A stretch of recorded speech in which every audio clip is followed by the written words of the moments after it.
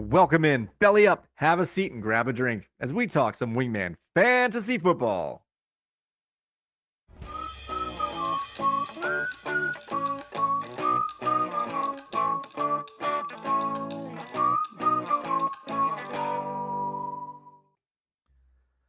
Welcome into another edition of Wingman Fantasy Football, the League Podcast. I'm your host, Michael Furley, and as always, I'd like to thank all of you, or any of you who may be watching or listening to today's show.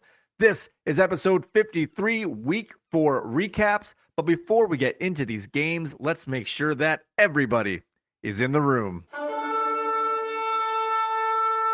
Wingmen assemble! All right, now that everyone is here, I want to let you guys in on a programming note. As next Thursday, October 12th, I will be unable to get an episode out, so we will have one less episode next week. In the off chance I am able to get one out, I will, of course, post and let you guys know, but just be aware that most likely there will not be an At the Bar episode next week. All right, with that being said, let's get into our games recaps. And my, there were so many points, so many blowouts, so many upsets. What a week this was for fantasy football and Wingman Fantasy Football in particular. Let's start with our very first game. Michael's Amazin Spidey was up against the number 1 seed and undefeated Jimerson's Red Sox Nation. And this was an upset as Amazin Spidey was able to defeat Red Sox Nation. Average Joe's wins in a shocking upset. I feel shocked. And not only did Amazin Spidey win, but he blew him out, winning by more than 67 points. And Amazin Spidey scored, get ready for it, guys, 170.98 points. That is the most points ever scored in a single week of a Wingman Fantasy Football contest, outscoring the previous best of King George's 168.56. And with that, I will gladly accept my highest scoring week trophy. Thank you. I appreciate that. So, yeah, if you guys get the highest score, you can get a trophy. It's easy as that. Just score 171 points and it's yours. All right. So let's see how Amazin Spidey got there. He had some major scores, of course, to have such a score. And he had Christian McCaffrey keep chugging along, getting 45.2 points with 4 touchdowns in this game. And Mr. Near Relevant Nico Collins, the last position player taken in the draft, scored 32.3 points. And Rams star rookie wide receiver, there ain't no worries for the rest of your days, with Puka Nacua, who had 26.8 points.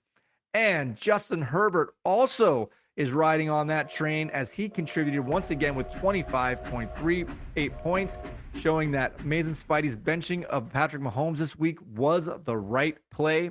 And Josh Jacobs finally got in the end zone and cracked 20 points, getting 23.9 points. And Harrison Butker is showing that he is a steady performer, once again getting double digits at 11 points. He's heating up. As for Amazin Spidey's duds, you would think he wouldn't have any, but he did, as Javonte Williams scored only 2.4 points, mainly due to him leaving the game early with a hip injury. Oh, no. As for Jimerson's Red Sox Nation, this was his first loss of the season, and he was the highest scoring loser at 103.74 points. You lose. But he did have some top performers. Let's see. He started out on Thursday, and all you need is Jordan Love, who had 21.84 points. He's on fire. The Dallas defense is proving to be a dominating weapon, scoring 21 points. Terry McLaurin had a solid game, as he usually does, against the Philadelphia Eagles, as he had 18.6 points. And James Cooks, despite falling short of the end zone, the refs felt bad for him and said, go ahead and have it, as he got 14.2 points. As for Red Sox Nation's duds, he had T. Higgins have only 2.9 points, and that is the third time out of 4 weeks that T. Higgins has made the dud list. Red Sox Nation can't quite figure out who to play in his flex 2 position, as he usually has a better option on the bench. And this week was no different, as Kyren Williams had 26.2 points on the bench, and the Jacksonville defense had 13 points on the bench. As for Red Sox Nation's injuries, He had Kyron Williams, did not finish the game as he has a hip injury, but he shouldn't miss any time. And T. Higgins left the game early with fractured ribs. Oh no! They're not sure how much time he's going to miss, but if you're asking me, he's going to miss at least 2 weeks, in my opinion. I would say it's between 1 to 4 weeks. Let's just go with that. But of course, check your news throughout the week to get more information. Also, Devontae Adams left the game in the first half with a shoulder injury, did return, had a strong game, but now that the week's over, his shoulder is sore, so we'll see how that goes moving forward. All right, on to our next game. We have Bernie's Team B. I'm Cuban B. Yes, Cuban B. Up against the undefeated Katie's King George, and once again, we had a major upset. Average Joe's wins in a shocking upset. Team B was able to defeat King George 99.02 to 82.64. This was our closest game of the week with a 16-plus point differential, just showing you how far apart most of these games were. And King George had her first defeat of the season, so there are no longer any undefeated teams in the Wingman Fantasy Football League this year. So somewhere the 72 Dolphins or the 2005 Crazy Fish are popping bottles of champagne. All right, let's see how Team B got to his strong score as he had A.J. Brown with a monster game of 34 points. He's heating up. And Ken Walker, Texas Ranger, once again with a strong day at 13.9 points. He's on fire. Unfortunately, in the dud category, Jalen Waddle just couldn't quite get it together, mustering up only 6.6 points. And for strong players that were left on Team B's bench, he had Seattle defense, who's still sacking Daniel Jones to this moment, had 24 points. Brock Purdy, steady as always, had 21.2 points. As for the injuries for Team B, he had Deshaun Watson, who was a late scratch, and he was on top of it, subbed him out, put Daniel Jones in, who did not hurt him this week, even though he didn't have a great game. But with the Browns having a bye in Week 5, Deshaun Watson should be able to go in Week 6. Of course, come check here and the news and notes for later in the week and into next week to see how he's progressing. All right, let's check on the players for King George. Lamar Jackson, once again, with a back-to-back 30-point game. He's heating up. As he had 30.14 points. And Justin Jefferson just keeps chugging along, solid as always, with another 23.5-point day.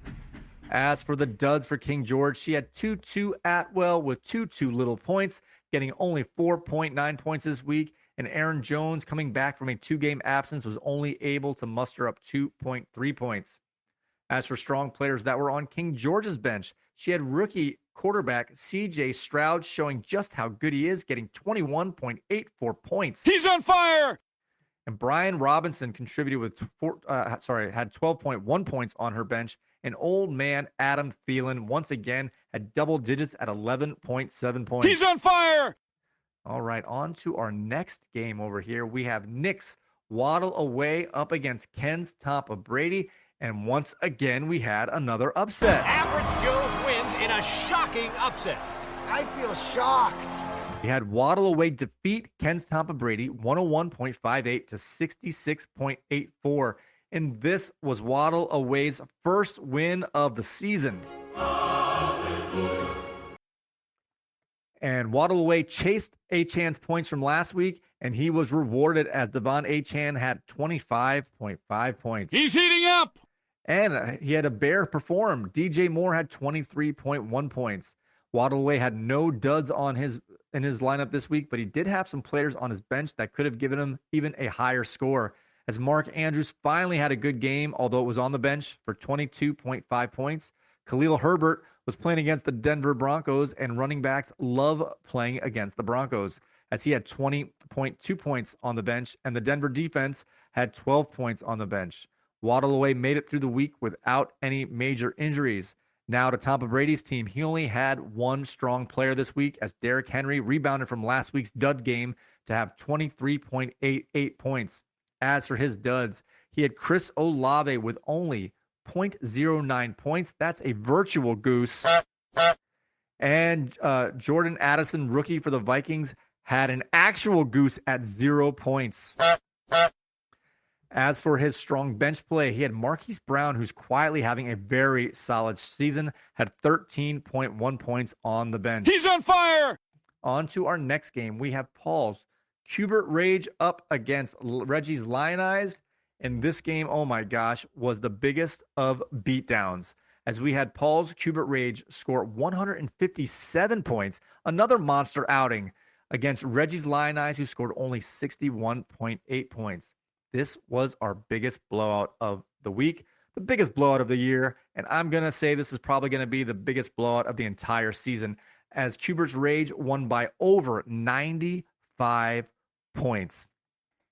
Reggie's Lionized had the lowest score of the week. He has now lost 4 in a row, and he is still winless. You're as cold as ice. Unfortunately, this is starting to look like a repeat of the 2022 season for Lionized. Hopefully, he can turn this around as soon as possible.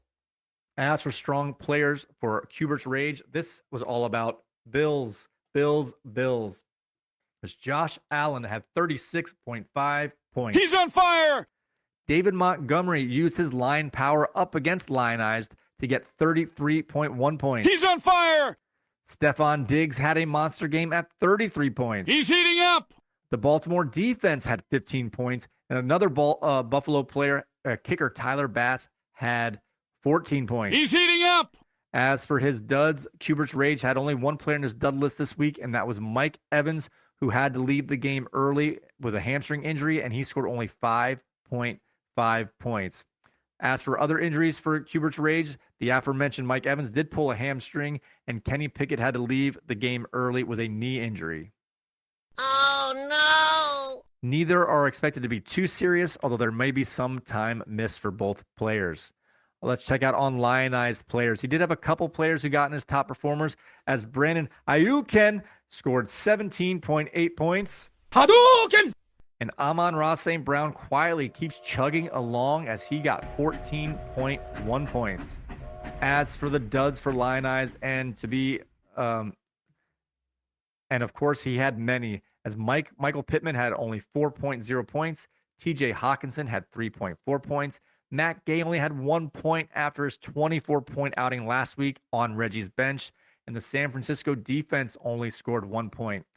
And the which quarterback should he play this week? It's going to be the wrong one. Anthony Richardson, with a stellar second half comeback, scored 31.6 points on Lionized's bench. On to our last game of last week. We had Alex's They Took Our Jobs up against Corey's Mac Daddy 2s, and Alex's They Took Our Jobs defeated Mac Daddy 2's 112.96 to 90.20. This is back-to-back weeks where Alex's is just at 113 points, and he has now won 3 games in a row, and he is rolling. Keep rolling.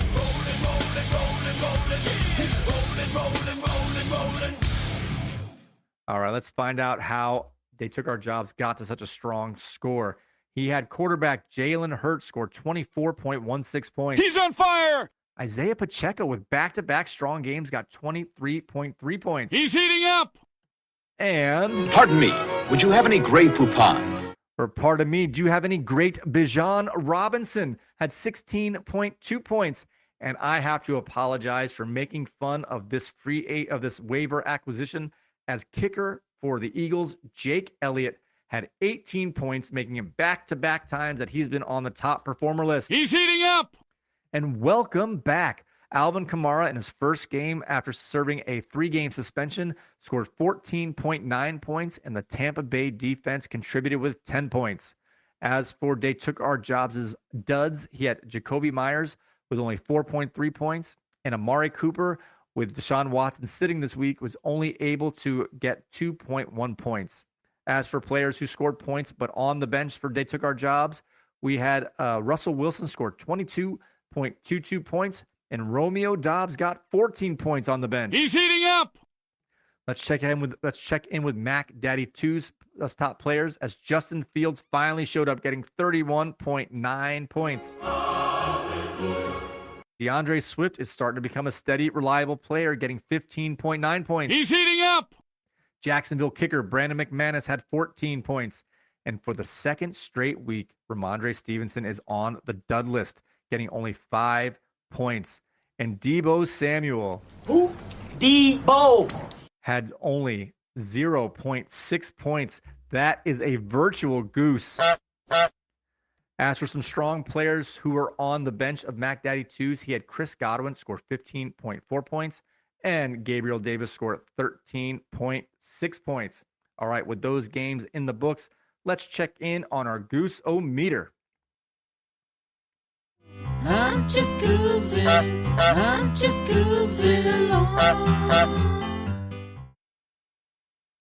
All right, we have a new player that is added to the Goose-O-Meter leaderboard here, as we had Tampa Brady's Jordan Addison had a goose this week, so now we have a total of 4 players on the Goose-O-Meter.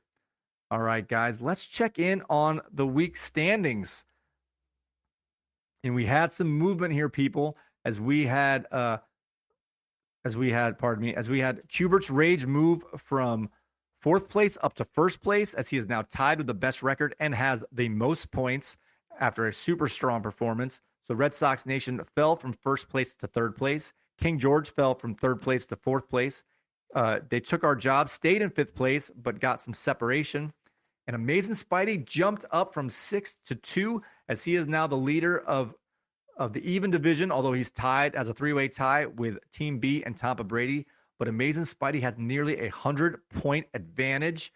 But remember, guys, we are only going to play our division mates one time this year. So you can be up by 100 points, but even Reggie, if he goes undefeated in division and gets a tie, regardless of his points, he will be division leader.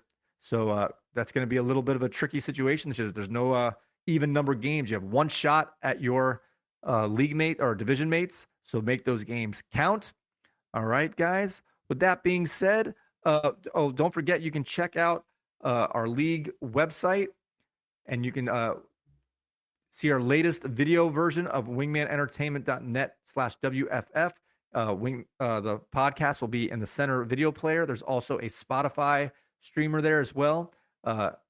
If you want to listen to any of our old episodes or watch any old videos, go to wingmanentertainment.net/podcasts. Yeah. So there's that. All right, guys, do not forget that we are on Spotify, Apple Podcasts, TuneIn Radio. Just search Wingman the League and you will find us there. Of course, you can find all of our episodes on wingmanentertainment.net/podcast.